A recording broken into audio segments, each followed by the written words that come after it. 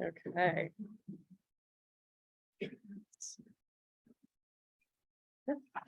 Okay.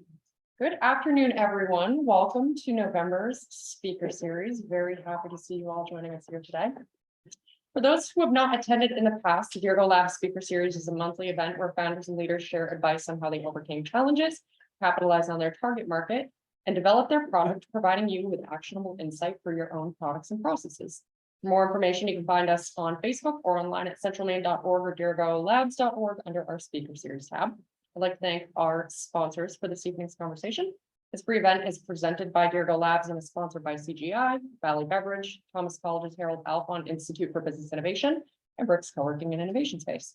In addition, this conversation is being recorded and will be available for later viewing on our YouTube channel. This evening's conversation is presented by FarmDrop with CEO and co-founder Hannah Sendler. In this speaker series, Hannah will discuss how FarmDrop has created an online farmers market to help farmers and small-scale food producers increase their digital reach, providing consumers with access to fresh, nutrient, and local food. For those who aren't familiar with FarmDrop, FarmDrop is a Maine-based, woman-owned, mission-driven business that increases community access to locally made and grown products through its online marketplace. And without further ado, I will hand it off to you, Hannah. Thank you. Hi, everyone. I'm Hannah Sendler. I've been working to develop FarmDrop hubs, marketplaces around the state of Maine, and then more recently in Western New York and in Arizona, somewhat successfully, with a lot of learning along the way. It's been self-funded for many years. We were founded as a L3C social business in 2018 with my co-founder Kellen Wellborn. But before that, it had been a community service. Really founded by community members in Blue Hill, Maine in 2011 that wanted to support some of the farmers in the community to access technology, to be able to bring products to the back of the Blue Hill wine shop so that customers could access many different farms, many different kinds of products without having to drive to each one of them, which at that time there was no winter farmers market. So it was really solving a problem specific to Blue Hill, Maine at that time.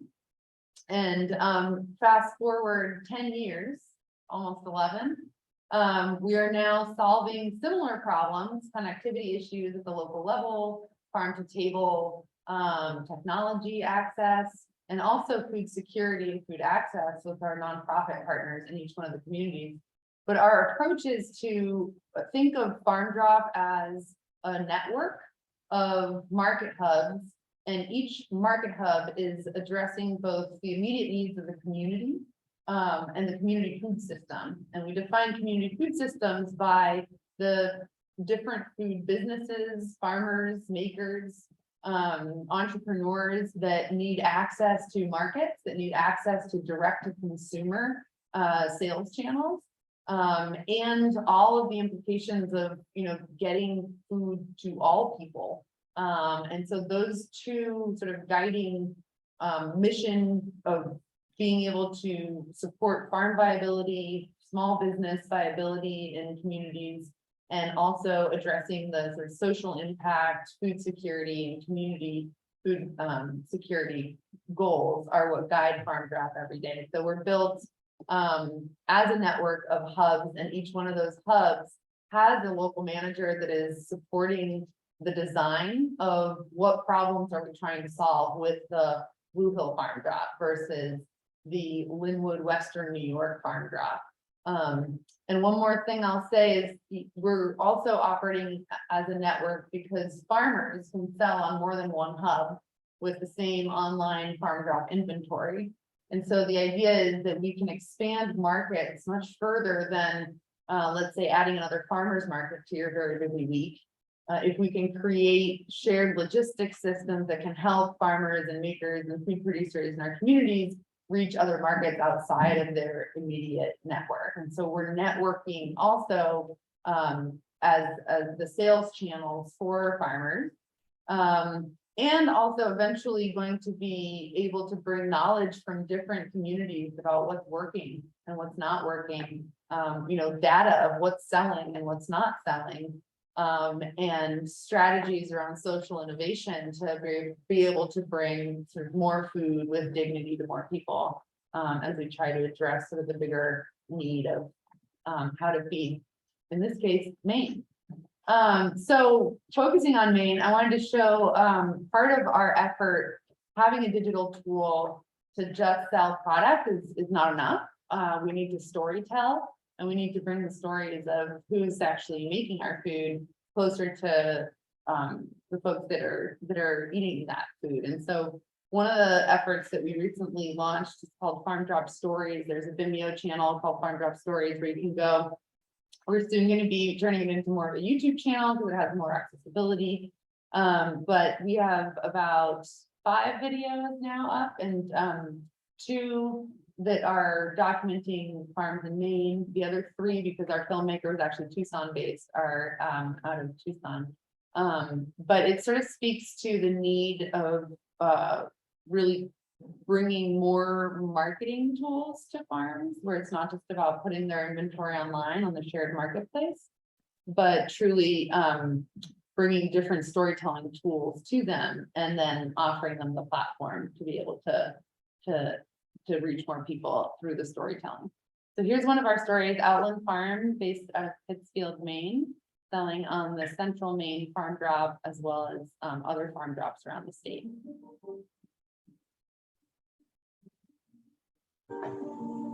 We moved up here exactly 7 years ago today to our farm with the intentions of starting a farm brewery to really use breweries as an agricultural educational tool.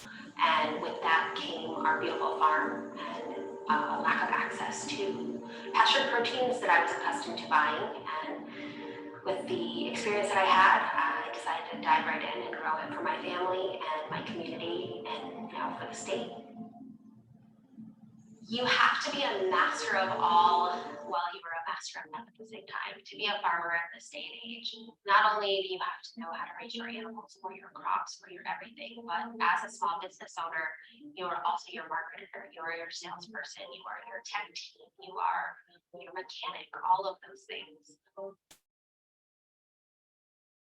When the community wants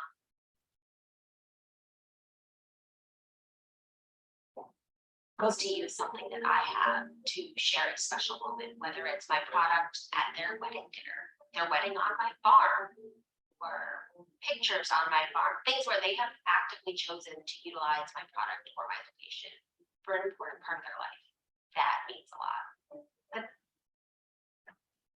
So you can watch more of Pigs the are stories, absolutely I think. my favorite part of the farm. They lounge in the sun or go find a mud puddle in the shade when they need. They have a lot of freedom to move into different microclimates as they need.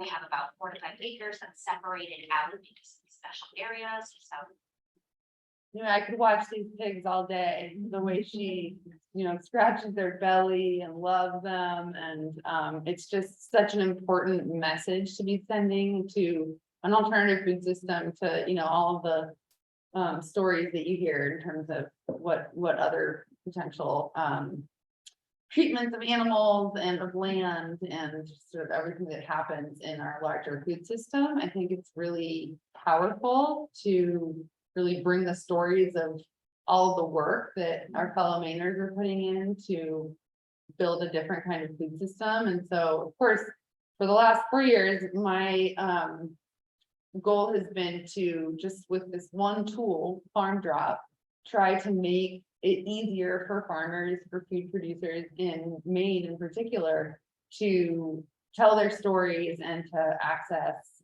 the customers that they need to survive as a business. So there aren't a lot of roadmaps to how to run an online marketplace for small scale farms. Back in 2011, the technology that was used was technology that had been used in India to sell shoes. And folks that developed it couldn't understand why we'd want to sell food. To them, there was food at every corner. There were corner food stores, and it was the ability for the farmers to be able to access the back end of the technology directly, manage their own inventory, which tells you a little bit about India's shoe market.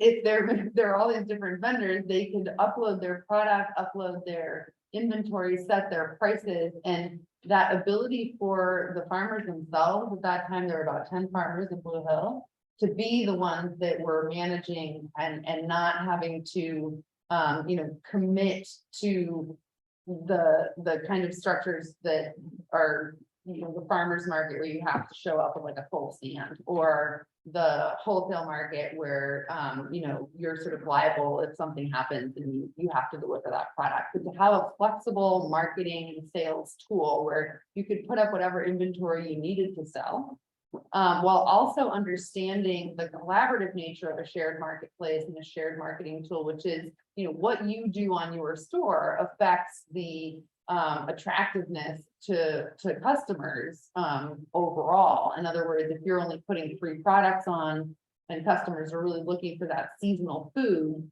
and you're the person with the berries or the apples, it was really important for us to have some level of commitment with producers, say, please put enough inventory on there so that we have good product variety for customers to want to come and shop. So it's this interesting balance of farmers have absolute flexibility and control over their store on FarmDrop, at the same time as we're constantly bringing information in to say, hey, if we all do this, it's going to be a more attractive and better platform, and more customers are going to come, and that's going to benefit everyone. So I speak to that specifically because it's very unique to have that the control over your market. Like, you only really have control over your farm stand, your farmer's market stand, and that's it. Other than that, you deliver to wholesale accounts, or you sell, to your local restaurant, and you don't necessarily have the ability to control pricing based on what's happening on your farm, based on costs going up or down, based on whether something happened to a particular crop. And so having this sort of mirror image of what's happening on the farm, on your store, on a broader collaborative marketing tool is really a unique feature. But then also using the technology where it isn't necessarily a conversation around we're having to meet every week to make decisions about what happens on any given hub.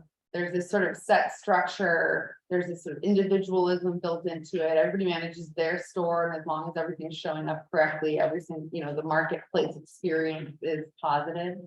But there is an opportunity to then, through having the shared marketing and sales platform, where customers are ordering every week and picking up once, ordering during an open order cycle, and then picking up once a week, there is this sort of natural tendency towards collaboration. And so that, I don't know if many of you have looked into the history of farming and cooperative, but it didn't necessarily work out so well for many. And so it's not necessarily how farmers want to lead their business, is sort of getting together and formally cooperating or collaborating with other farmers. They want to run their business independently and then sort of like take advantage of the structures in the market that help them run their business. And so to have a shared marketing and sales platform where there's a market hub manager that is in charge of managing the order fulfillment, and all the farmer has to do is drop off their product, their piece of the shared marketplace, it's freeing, right? Because they can control their store, they're pricing their inventory, they drop it off and it gets to the customer. But by default, they're collaborating. They're collaborating because they're creating an attractive one-stop shop for customers together through all the inventory that collectively they're able to put up on the marketplace. They're collaborating because if they're headed to Blue Hill to drop off product from Pittsfield, they're going to take turns driving because the other farmer down the road is also on that marketplace. And so why would they both drive? They can plan ahead for those kinds of order fulfillment, last mile logistics. And so there are now routes that we have sort of developed, whereas we started out with a Blue Hill FarmDrop. And we have now 7 operating market hubs in the state of Maine. And then 3 of them are on Wednesdays and 4 of them are on Fridays. And so a lot of the same farmers, not all, because there's uniqueness to each market hub in each community, and certain market hubs have decided to be sort of more, what I call protectionist in terms of who they let in and they want to be very local and their customers have demanded that. And other market hubs really wouldn't have survived if it hadn't been for all of the farmers from Unity that are selling in Blue Hill or Deer Isle that are selling in Blue Hill, because there's more demand, but what the customer really wants, there's product variety and prepared foods and sort of more dynamic offerings like, goat chops and goat blueberry kefir from Abrams Creamery. And they're looking for trying new things and really impressed by all of the inventory that we can actually source from all these different corners of Maine and bring into sort of the original Blue Hill FarmDrop. And so I think it's really interesting for us to look at this model, not just from, the technology, because the technology is actually quite basic. It's WordPress and a bunch of plugins that have been sort of customized to do what we want it to do. And we've maybe put in sort of like $35,000 of our own money into the technology just to keep it going. What's really driven FarmDrop is the ability for us to look at what kind of a network is going to sort of build the food system of tomorrow. What are the particular needs of each one of the farms that join? We have 200 farmers right now selling on FarmDrop, and talk with each one of them to figure out what their business goals are, what their logistics are, what hubs they want to join. And we can never make everybody happy. I think some farmers on FarmDrop think that we should have a completely open policy where anybody can sell anywhere and it's really the market that decides. Other farmers on FarmDrop want it to be sort of very particular where it's organic certified first, following organic practices second from the peninsula, and there's sort of this hierarchy of who can join and who can be a part. And the jury's out on exactly what the winning ticket is in terms of sort of the governance structure. But the reality is that, when customers want corn in August, it doesn't matter to them where it's from. They want corn. And to some, it's going to be really important to know that it's not organic for health reasons, for preference, and so it's really important to figure out ways for us to really transparently communicate on different quality indicators that are important to customers. But the openness of being able to have a farmer in Unity sort of join last minute by clicking a button in their back end to offer corn to customers in Blue Hill, and all of a sudden retain those customers on the market where the local vegetable farmer and the local dairy farmer are actually selling more, because all of a sudden corn is that what we call hook product that is driving the sales for the marketplace for those 8 weeks in which there's corn available. And another piece that I'll talk about is, the importance of us being able to create the opportunity for different communities in Maine to have sort of the right to FarmDrop. So we talk about the right to food. And I like to think about technology is also a right. During the pandemic, it was really important. It not only saved some of the farms on FarmDrop, but it also saved some of the community members that didn't know how to access their food safely. But just last week, I was talking to a woman whose car broke down and lives in Deer Isle, and there isn't a very good source of healthy, local, organic, or natural foods. Her daughter has cancer. She needs to be able to access organic foods if she needs them, to be able to provide and cook for her daughter. And FarmDrop, operating out of the basement of a church, was the most convenient option for her when her car was broken down. She could walk there from her house, order online, and go pick up her groceries. So we're not only talking about food insecurity from the perspective of someone who doesn't know where their food is going to come from and they can't afford to buy food. We're building solutions for that on FarmDrop. We're not quite there yet. We do have some markets that are operating EBT, pay later, which is an option on our hub. We're also operating a discount wholesale model with some of our nonprofit partners so that farmers that have surplus can put it up as another product and make it visible to some of those other social impact partners. But food access and food security spans everyone. anything can happen at any time. Where's your food gonna come from? Your car can break down, you need organic food, or you need local food, you want local food, or you need to prepare foods, and where's your food gonna come from? And so I think that the right to farm drop is sort of our next marketing campaign. Because I do think that it's really important to have options and to be diverse in what kinds of channels we're offering our communities to be able to source food. And the technology is there, and it shouldn't only be, Whole Foods or Walmart or Amazon that gets you your food. You should be able to access your local head of lettuce using a technology system that is simple, a home delivery system if you're disabled, or a reduced price marketplace if you are experiencing food insecurity or don't find the current prices on FarmDrop affordable. So we want to build into our marketplaces options for everyone and consider FarmDrop not as a sort of adjacent to the farmers market, but it's more than that. It's a hub in each community that can bring the right food system solutions to that particular community, whatever they may be. So a little bit about how we're organized. I think this image sort of gives you, at the core of our model are these local community market hub managers that are the sort of integrators of FarmDrop. They're the ones that we don't have a licensing model. It's not that they license the technology, but they come to us or we come to them. They can be nonprofits, farmers, individuals that have a space that they can operate, basically a weekly pop-up aggregation center where all the farmers drop off all the product that's been ordered that week for that community. And then an order fulfillment center where they go in and fill each customer's bag. Out of that space, there can be, again, sort of different social programs that can operate. Also, you can have home delivery coming out of that model. So these hub managers, I like to also call them sort of local food coordinators or hosts. They're really who are organizing the farmers, they're organizing the marketing efforts, and we provide them with all the tools. We provide them with the FarmDrop platform. We provide them with the marketing platform.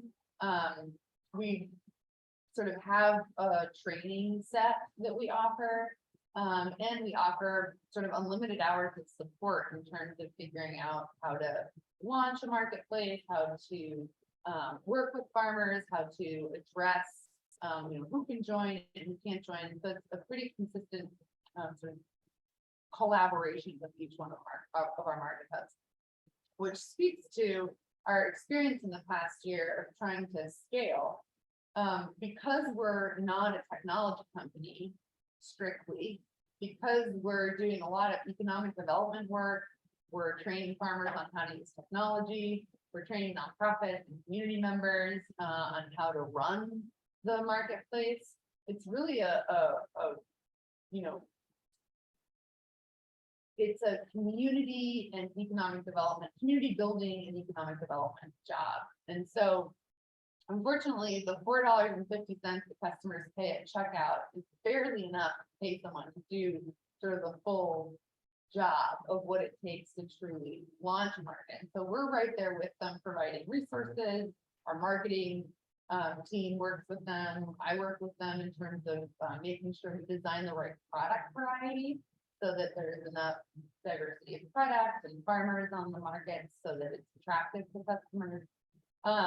We build in to most of our hubs a social impact program. We want customers on FarmDrop to be able to feel good about spending their dollars on FarmDrop and knowing that there are parallel social programs to the FarmDrop online farmers market model. And it's really an interesting process where it's sort of a hybrid between recruitment and hiring. There aren't a lot of requirements. I've sort of been pretty open about, hey, if you want FarmDrop, we'll make it work. The MOU is basically just sort of an understanding of roles and who and what and when we can expect different things to happen. I think that one of the things that has been most interesting about working with communities in Maine is that there's a pretty strong sort of, we can, do it yourself and we can do it, mentality to the Maine, food system. And I think the differences with other parts of the country, we have 3 hubs in Western New York and 1 in Tucson, Arizona. I think that there's a different level of patience. I think Maine is very patient. We're sort of like at the end, we've been sort of doing things our way for a long time. I think we have this sort of approach, and so the sort of, we still don't know if we would be able to have done this in any other state. But what we've built to date in Maine, what's interesting is that it is transferable, so that we can take this model, not just the individual hub model, but the multi-hub model, which is sort of the image I wanted to show you here, with farmers selling on multiple hubs and certain regions collaborating around this sort of cluster of hubs. And then those cluster of hubs having connections to other cluster of hubs in different parts of the state. Our approach has been to sort of sell individual hubs. And I think we're sort of thinking that through and thinking, you know what, we have 7 hubs that are collaborating well in Maine, that are doing fairly well in terms of their sales, their growth, they're consistent. Ticket size is great, customers are happy. Why don't we go and try to sell the multi-market model to New York, to Massachusetts, to other parts of the country that might need a sort of like partner that's more of like a hub, sort of network, a hub of hubs, sort of network of hubs approach, where we have sort of organizations that are committed to economic development in these other states that want to see the multi-market, multi-hub model develop. So that's been our thought around expansion, is really focusing on proving the model of the 7 hubs in the state of Maine and figuring out how to actually sell the whole network approach to these other regions that need technology solutions for the local food systems that they're trying to support.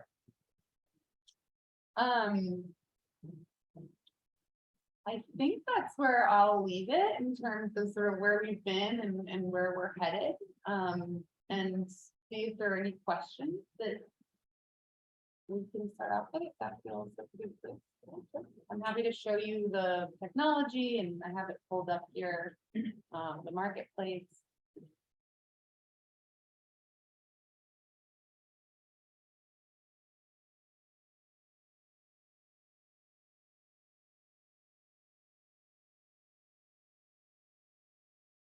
None of our markets are open on Thursdays, so we can't shop right now, but.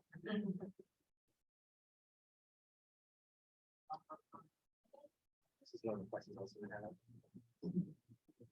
have. So these are all the farms on the left, and you can shop by farm. Or you can shop by category. So. Yeah, there's an incredible diversity of products, and it's pretty amazing. Is this based off of your current location, like within Waterville, central Maine area? This is what's available to you? Or Yeah, so this is the same Central Maine FarmDrop. And the Central Maine FarmDrop has pickup locations in Waterville. It operates on Fridays. So the pickup locations are in Unity, Pittsfield, Newport, Waterville, and Bathurst. That same hub meets in Unity. All the producers drop off product in Unity. Orders get filled, and then there's a route that goes down to Lisbon. Some of the farmers sell on the Lisbon FarmDrop as well.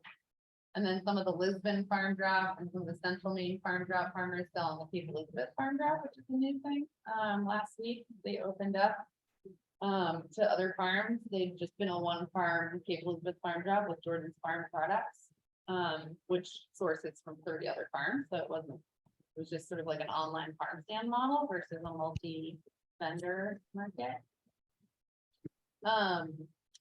We do have a question online, Hannah. If Sure. you want to hear it, it's going to come through the owl. Garvin, go ahead. Hi, Hannah. Thank you so much for the awesome presentation and really exciting. Curious on where do you see yourself in, say, 3 to 5 years? And if there is an exit strategy, and if you feel comfortable sharing it, would love to hear about that, or just kind of where you see the future going, particularly with regards to anything exciting or innovation at hand. Who told you? That nobody preloaded that question, I promise. So, actually, my call before this, I don't have a technology background. I don't have a business background. My co-founder was really the marketing and brand development person, website development. The fact that I'm managing the WordPress expert, who's a wonderful person from Romania right now, is wonderful. It's a testament to how much I've learned. But the reality is there's a huge list of things that we want to be able to build for farms and food producers in Maine and beyond. And we're going to need to have our own technology, and we're going to have to build our proprietary technology stack, because what we've done with FarmDrop, nobody else has done. And so the network of farmers on FarmDrop deserve a technology that works better than what FarmDrop can provide currently. And so it has always been my dream to have a FarmDrop technology team that is funded, and unfortunately to have your own technology team, you can't operate on the $30,000 a year budget that we've had. You need to add a zero to that at least. And so in order to do that, you have to have a really compelling story. And in the last year of us trying to expand, we realized that every time we opened a new market, we lost money. And so we're needing to stop our expansion model until we have a technology system that can truly scale, and a sales and marketing strategy that can truly scale. And I can't do that alone with the expertise that I have. So you'll be the first to know we're in conversations with partners that are not in Maine, that are truly excited to come in to support FarmDrop with resources and team expertise and technology expertise. And so we're currently negotiating what that looks like. But most likely, the 4 years that we've spent building up the network of FarmDrop hubs will serve as the blueprint for a technology stack that is built from scratch, that I'm directly involved in designing and co-owning, and will come in to be able to replace the current technology that is, as some people have told me, quite rudely built on shoestring, and really be able to support the farms while retaining the ability for FarmDrop to be the sort of market maker, the organization in Maine that is continuing to develop more markets, and the sort of owner of the, in some ways still in negotiation, the owner of sort of like the hub development process versus the technology. So, powered by XYZ, FarmDrop market hubs, grow to 500 farms strong and, 20 communities. And so that's the approach, is to continue to build more hubs in Maine. I think we have, at least 10 more to go to really cover the whole state and make sure that we're technology supported in the smallest of our food systems communities. And then in the meantime, start to plant the seeds and expand the model to other states, so that collectively there can be a really strong revenue model that supports the technology supported community food systems network for years to come. So I see myself in driver role for this for the ever with partnerships and collaboration. Thank you so much, and really exciting about those updates. Preliminary congratulations. Yeah. Whether, I don't know how to take this, but I see a lot of what you're doing to have a lot of parallels with Amazon in their process. You know, I only work with them in a capacity regarding food-based in their food processes. And kind of what you're structuring here in a roundabout way really does emulate their process. Something that they are particularly phenomenal at is empowering their contributors, so the farms in your case, with analytics and metrics to be able to give them ideas and insights into their production for that coming year based on trends. Have you looked at anything like Helium-10 that Amazon utilizes for their analytics for their producers, or anything in regards to empowering your farms more based on purchasing trends and analytics? Yes, no, I have not looked into Helium-10. That's the first I've heard of that, but it's the second time I've been compared to Amazon. And I love it. I mean, It's a compliment. yeah. You're the first. I mean, you know, I canceled my Amazon account because I couldn't stand how much Jeff Bezos was worth and how little he paid the taxes, and then I had to start buying bags, and so I started a FarmDrop Amazon account. Not a personal account. That's right. No, but I mean, the one thing Amazon can't do is, you know, go harvest a lettuce from a farm in Unity and take it to one of their distribution centers and send it back to you and make a profit and create value, right? So we are creating the Amazon local food system. And it's a decentralized model of how local food systems need to operate.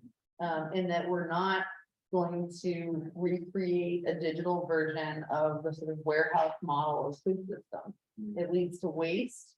It's inefficient. It doesn't support sort of the smaller players. It sort of leads towards, you know, the inevitable sort of centralization of our food system, even if it's at a regional level. And certainly when it's not technology backed, it leads to just a lot of cost. And one of the things that FarmDrop can claim, you know, to be revolutionary at is that it pays farmers before they've even thought about harvesting. When you order on FarmDrop, that money goes directly into their bank account, or directly to their Stripe account, so then transfer to their bank account. Most of the food you eat on a daily basis, the farmer has not yet gotten paid for when you're eating it. And that's just the basic unfair nature of our food system.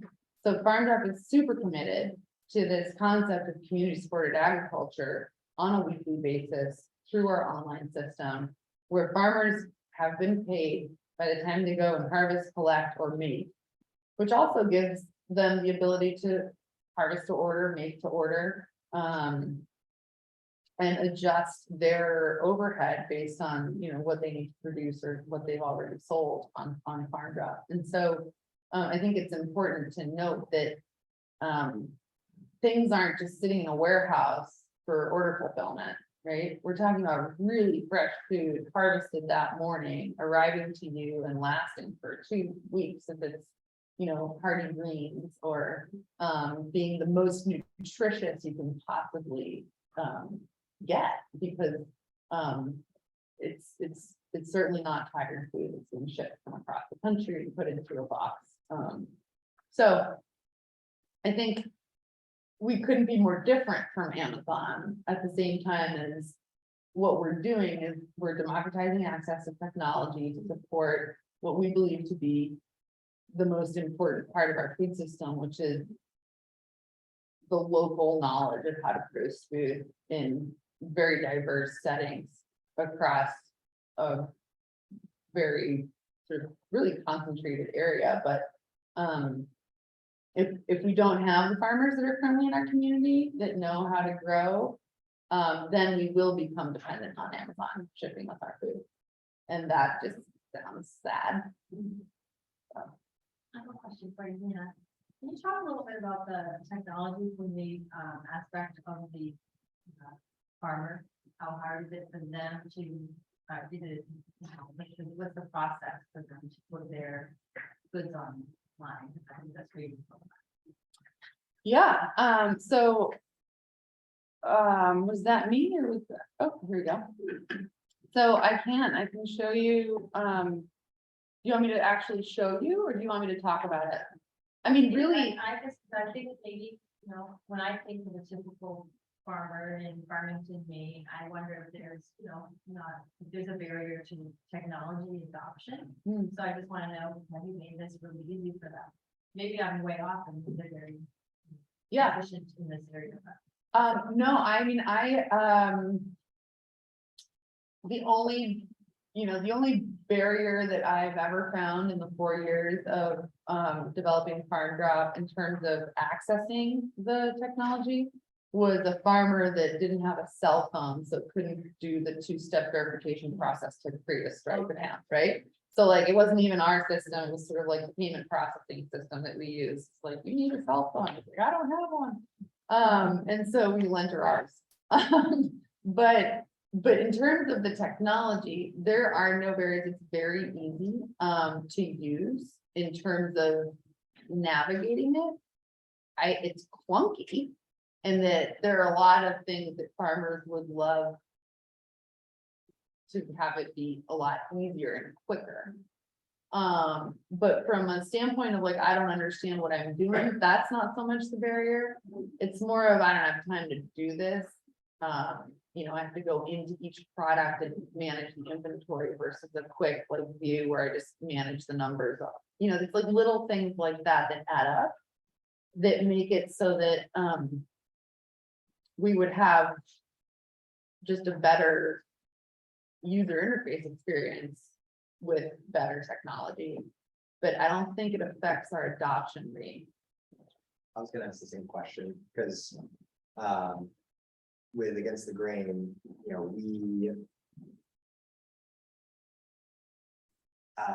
every farm that we drop off at gets feed, and they get a tonnage report. We weigh the truck based on what's in there, we provide that to the farm. That report, or invoice rather, whatever you want to call it, weight ticket, weight slip, we upload into a database and then give them 24-hour access to. They can click on it, it's stored, it has the tare weight. They click it and it shows a photo or a scan of that weight slip. 99% of our farmers, I reinforce every single week that they can access their weight slips whenever they want for their billing or if they're curious. And it's just a code. It's just a link that we send to them. You should bookmark it. We tell them all that. And 99% of them can't figure that out. They want physical weight slips. They can't analyze them. They can, from a modern business mindset, it's like, that breaks my heart. That is such a barrier to them. And their children typically, and we're seeing this trend across the country and in the United States in general, obviously in Maine specifically, we have an aging farmer population. Would you say your demographics of the farmers who participate in FarmDrop are below what you would assume the typical farm age and demographic to be, or different rather, not below, but do you think they are more technologically savvy than the average farmer, or do you think that you're kind of getting a specific taste or sample of who would participate to begin with?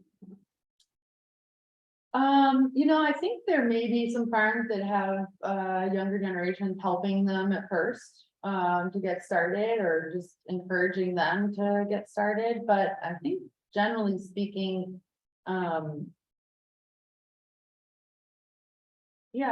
say maybe like 50 down, 50, 60 down. So I think I don't have any farms currently on FarmDrop that feel like they're on the verge of aging out of being farmers. So I think probably the 60 is probably an average, but there we have a lot of also like sort of 40 to 50 years old. Yeah, I don't know, you don't know what the experience of folks that aren't using your system is. So we haven't done a lot of research into, folks that might feel like there's a barrier. But our problem is actually keeping all of the farms that want to be on FarmDrop happy. So it's not necessarily that we're going out there trying to find farms and running into that barrier. So maybe it's something that I haven't looked at carefully enough. Farmers tell each other about FarmDrop, and so it's sort of this viral thing that has occurred where they talk about FarmDrop and we don't go out and recruit, but somehow they find us and we onboard and we try to find the right place, the right market, the right logistics for each one of them. And I haven't been in Maine full time for the last 4 years, so I don't know all of the farmers that sell on FarmDrop. That is the responsibility mostly of the market hub manager. But one of my goals is to go out and actually sit down with every single one of them. I think it's probably my favorite part of FarmDrop. They talk to anywhere between 5 and 10 farmers every single week on the phone or on Zoom. But I would really love to go out and really gather more of their stories and more of their experience stories of FarmDrop as well. One question you said about data, we have so much data and it's a huge piece of what we need to be contributing back to the farms. And I just recently decided that instead of sort of sending emails out to all farmers about sort of general trends or all food producers, I have bakery pulled up here right now, and we need to be talking to everyone that's doing bakery in a really targeted way about how bakery is performing on our sites and what we're learning from, the banana bread on this site and the banana bread on that site, and why it's important to put chocolate chips in there, and why are cheese sticks the best selling thing in Western New York, and why aren't we producing cheese sticks in Maine, and whoa, chocolate milk. Mamas love giving their kids good quality snacks. And so, what's our snack section look like? Not much. Well, let's build that up. And how can we sort of introduce that sort of hub to hub learning, region to region, state to state, ideas across states. Abrams Creamery is the only one doing pizzas. They're hugely successful. Bill's Bagels, the only one doing bagels. They're incredibly successful. How can we just not only use the data to support each one of the farms about what they could look at producing or what they could, do in relationship to pricing, but also just figuring ways for us to create online chat rooms for them to just share with each other what it is they're doing and why.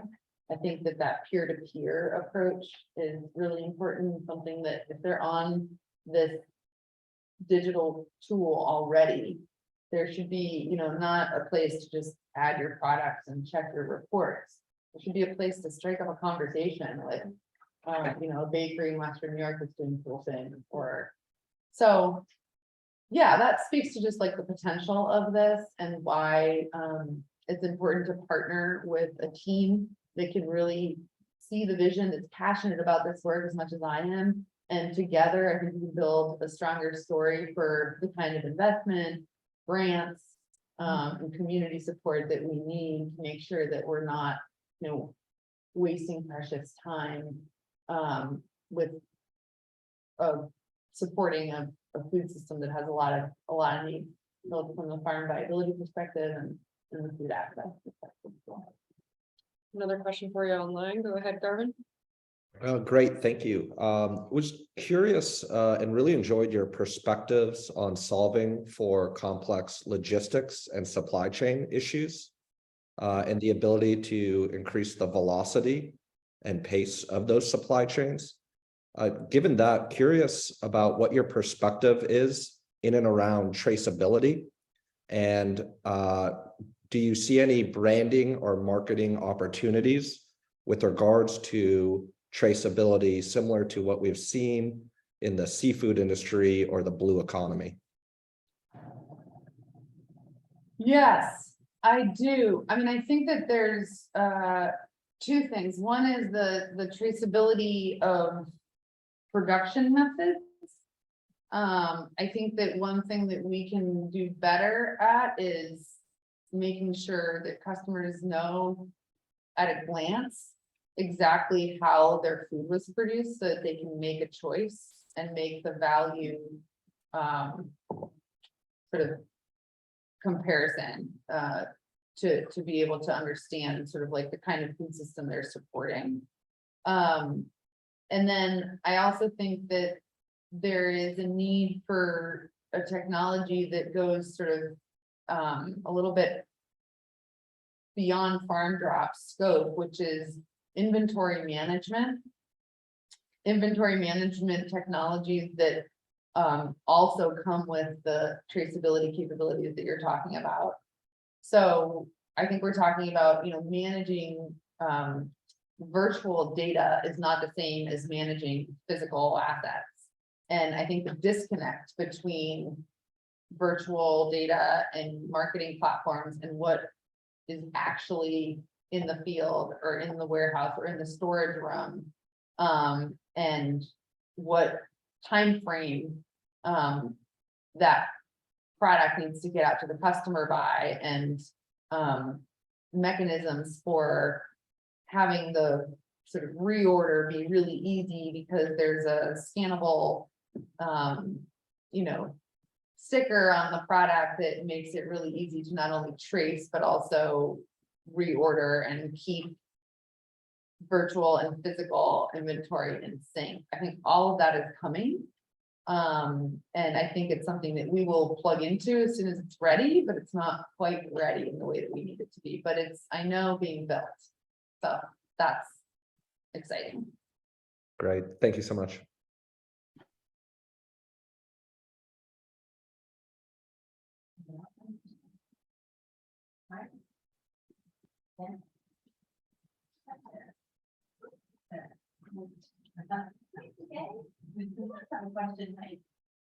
I just unfortunately missed the first couple of minutes of it, but I think just from operations, when you look at what your ability is to expand, how far from that hub do you, like, how that work? Sort of your website. Have you realized that there's some just inefficiency that you can't link a hub in close proximity? So what would you say that space looks like? I'm just curious to that, because we're obviously seeing the cost of fuel and the impact on transportation related businesses. Yeah, I think, I think that if you put into perspective the fact that farmers that are on FarmDrop were driving to Boston on a weekly basis to get their market, you know, and that farmers in Maine will drive in like circle around the state just to get their product to market. I think that we're sort of in a unique position to make a cluster of hubs work because the distance to market is already so great in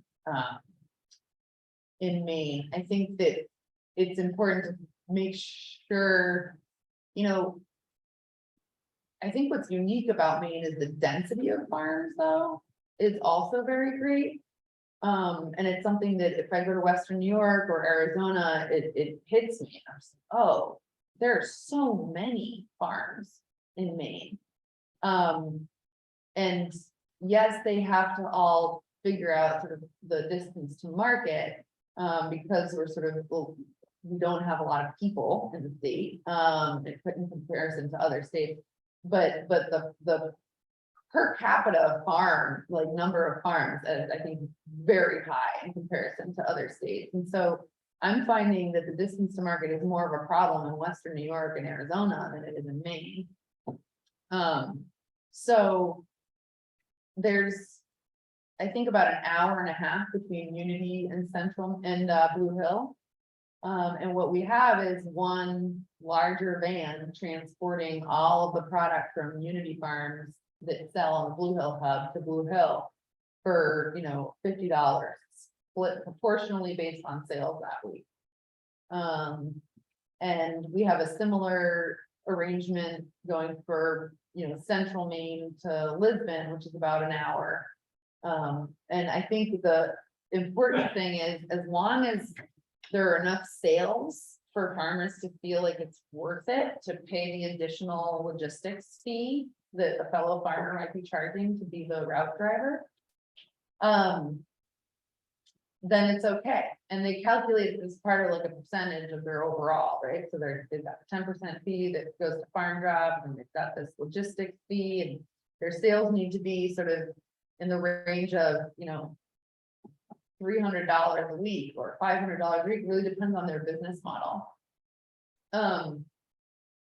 Another thing I'll say is per hub, we've found that certain hubs require multiple pickup locations to meet customers where they are. For example, we had the Blue Hill hub in Blue Hill for years, and maybe 2 or 3 people from DRI ordered in the 7 years that hub was operating before we opened DRI. And it's only 30 minutes away. And the DRI hub, it's like, 40, 50 orders a week now. It's huge because they have to travel into Blue Hill, but they didn't feel like they had their own hub. So why would they buy on Blue Hill FarmDrop? They'll just go to the Tradewinds, supermarket or any other option. But if they have their own DRI hub, oh, well, then that's our hub. And so there's really interesting, I feel like Maine is more of a, network of islands, when you think about it, because of the identity of place. Instead of calling, the Brooklyn pickup location of the Blue Hill hub, they want to be Brooklyn FarmDrop. And so I think that as long as we're reaching more communities through our distribution network at the end mile level and driving the sales for each one of the farmers that is currently on FarmDrop, I think that the distance to market is less and less of an issue. Is there a particular metric that you can cite for the farmers, like do they have a typical increase in sales when they participate in FarmDrop versus not, like when you're pitching the farmer? Not that you need to, I know that that's not really an issue, but what is that typically? I'm just very straightforward with each one of the farms, depending on what market hub they're joining. Like, last year we were doing 50 orders a week. This week, this year we're doing 12. We're not really sure what's going on, but the portion of sales, it's going to be very low. We're trying to grow. What can you do? You have customers that you can serve this like collaborative process of, I don't feel like I sort of, I kill them with kindness. I sell them with transparency. Where I was like, look, this isn't going so well, but you should join because you're going to make a big difference. Or, oh, combined between DRI and DI and Blue Hill, we're doing about 150 orders a week. So, Main Greens, if you rejoin, you can ensure that like based on whatever customer behavior reorder rate, your customers reorder your product, or you're going to calculate that amount, right? Because the behavior of how much flour you need in a month is the same whether you're buying it on FarmDrop or you're buying it at the supermarket. The portion of the retail price that you're retaining as a wholesaler selling on FarmDrop is much greater. So they're retaining 90% of the stated price. FarmDrop's taking 10. What was that compared? How is that compared to the farmers market model? So if you're at a farmer's market, you're retaining 100% of the price that you state, but you're usually not accounting for all the labor, transport, time that goes into that model. At least not most businesses that are selling at farmers markets, I've heard, don't really count their time towards their overall cost benefit. How it compares to wholesale is wholesale marks up 30 to 50% depending on product. And so, and they don't know what happens to the product necessarily. If it's a produce farm, it might still be on the shelf the following week, you know, it doesn't. Whereas with FarmDrop, they know that it's sold, they're delivering it, they're retaining 90% of the stated price, so it's multiple layers of value to that. And they have all the data, and they have the direct email of the customer that purchased from them every single week. Is there an app for farmers? An app. Yeah, or do they need computer access right now? You can, I manage FarmDrop on my phone. A lot, actually. And I'm not sure that, customers feel like they have the best experience on mobile, and but I believe farmers do a certain amount on their phone. It would be wonderful to have a much more streamlined app solution where they could really manage their business on their phone, because that's where they spend more and more of their time. So, yeah. My last question is kind of, Oh, we have one. oh, Yeah. Where do you see yourself in 5 or 10 years? Yeah, I see myself as a part of a team that's working nationally to bring more value to the communities in Maine that we're serving now, the more that we hope to serve. And taking the learnings of what we've built in Maine to states around the country. And I think even the world, I think that there's a real need for this kind of technology and to support food systems in other countries as well. So, I see myself continuing to live in Maine at least part-time. I grew up in Barcelona, so my hope is to spend equal amounts of time in Barcelona. They need FarmDrop too, though, so eventually. Yeah, I think this is something that we can continue to, I think we can endlessly innovate around this idea and bring more and more service, business analytics, data analytics, supporting nonprofits, automating very manual processes, accounting. I mean, you know, things like harvest bucks are really hard for nonprofits to manage. So customers that are able to get, you know, double the amount of produce at a farmer's market with incentive programs that the state is running. The accounting processes for that should be digital, and we want to build those into the kinds of services that FarmDrop offers at the local level. So I think this is sort of like a lifelong thing, and hopefully it's robust enough of a business model to pass on. That's great. Are we until 10? Are we? Yeah, does anybody else have any other questions, or do we want to get to a little networking, maybe? Do you have one? I came in late as well. I was wondering that, do you have to order every week, and do you have to have a minimum when you order? No, that speaks to sort of our openness, and you don't need a membership, and you don't need to make a commitment of a minimum order. I will say the value of ordering on FarmDrop on a weekly basis goes down if your part size is sort of less than 40 or 50, because there's that fixed $5, which if you calculate it at a 10% rate, it's meant to encourage a $50 order, but it's not restricted. You can still order $10, and just pay that $5 fee. It's just not, you know, not a lot of people want to do that a lot.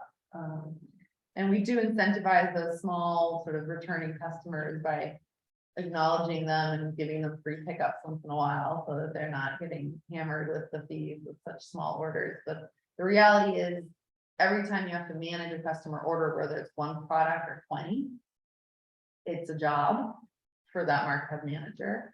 So there is that $5 order handling fee that you get added at checkout that goes to support that local food job. But other than that, there's no minimum and no commitment.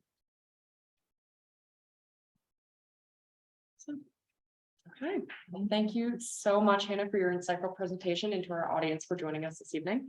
This conversation is presented by Deerville Labs and is sponsored by CGI, Valley Beverage, Thomas College's Harold Alphon Institute for Business Innovation, and Brooks Co-working and Innovation Space. This conversation has been recorded and will be available for later viewing on our YouTube channel. And I hope you all have a fantastic weekend and great rest of your week. Thank you for joining us.